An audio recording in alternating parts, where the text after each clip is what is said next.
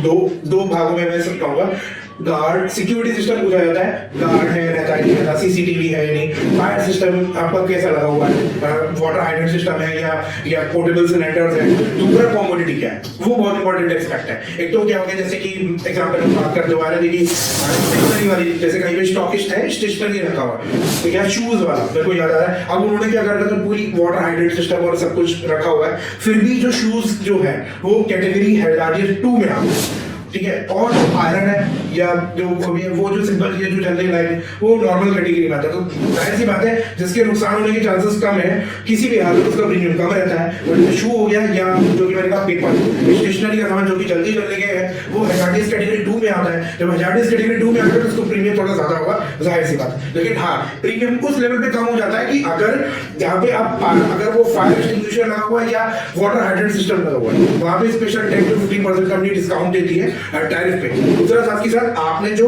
Water levelling है, जैसे कई बार क्या होता है हाउस बहुत गंदी होती है, आया और नीचे रखती है, कई लोग क्या करते हैं प्लेटफॉर्म बना के रखते हैं जो आपकी प्लेन हाइट है, जो आपकी बेसिक रूम फ्लोर की जो हाइट है उससे थोड़ा सा ऊपर, फिर वो अपना स्टॉक करने कैरी करना शुरू करते हैं। मान लो बारिश भी आया या पानी भी गया तो नीचे की चीजें खराब नहीं हुई, तो ये चीज भी अगर कंपनी देखती है तो कहती है कि तो इस चीज को भी समझ के प्रीमियम काफी आपका रिड्यूस हो जाता है। तो ये एक्सपेक्ट है जिनको मैं मानता हूँ कि आप प्रीमियम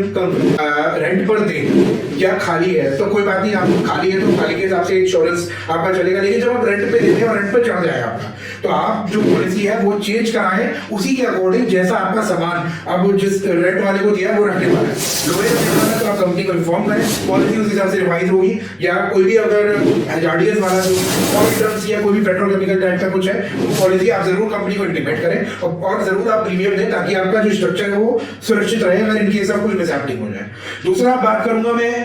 उसकी जिसने रेंट पे ले लिया है, अगर वो सिर्फ अपने स्टॉक का इंश्योरेंस करा रहा है तो ये जरूर ध्यान दें कि भाई उसकी ऑक्यूपेंसी क्या है, उसी हिसाब से ले कि अगर वो हैजार्डियस कैटेगरी में आता है तो हैजार्डियस में भी फर्स्ट 2-3 ग्रेड होते हैं, तो ये जरूर सुनिश्चित है भले ही प्रीमियम ज्यादा हो, क्योंकि क्या जब क्लेम आता है तो ये जरूर देखी जाता है कि आपने कैटेगरी गलत ली थी कि नहीं ली। तीसरा एस्पेक्ट जो है कि आप जिस भी बंदे से पॉलिसी ले रहे हो, एजेंट और ब्रोकर, उसको नॉलेज होना बहुत जरूरी है। जब वो पॉलिसी बाय करता है ना तो आपको खुद ही समझ में आ जाता है कि उसको कितना नॉलेज है और क्या है, क्या क्वेश्चन पुटअप कर रहा है और मेरे मुताबिक या मेरी जो बिजनेस करने का तरीका है और मेरी जो रिक्वायरमेंट है क्या वो मेरे को पॉलिसी उस हिसाब से दे रहा है कि नहीं दे रहा। तो मेरे को लगता है ये दोनों आपको इन चीजों को ध्यान में रखना है। भाई भले ही आप रेंट पर दे रहे हो उसके बाद भी जिम्मेदारी आपकी खत्म नहीं हो जाती, भले ही आप रेंट पे ले रहे हो तो भी। और बाकी आपको वीडियो इन्फॉर्मेटिव लगा होगा आई होप। और हमारे इसी इंश्योरेंस अवेयरनेस जो हमारा मिशन है इससे आप जुड़े रहें और हमारे चैनल को लाइक और सब्सक्राइब करें। और भी अगर कोई सुझाव या कुछ कमेंट हो